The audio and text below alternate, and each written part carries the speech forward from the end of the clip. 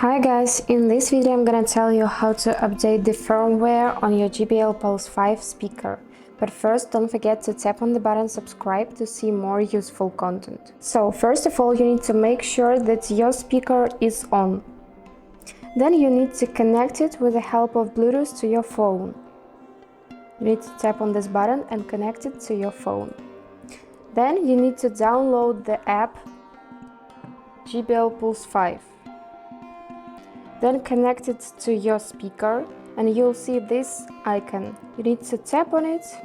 Then you need to open the app JBL Portable, find your device in this icon and tap on it to connect.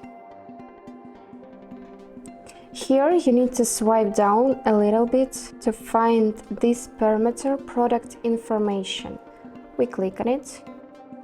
And here you can see the version of your software. So if you have any new versions available, you should click on it and update.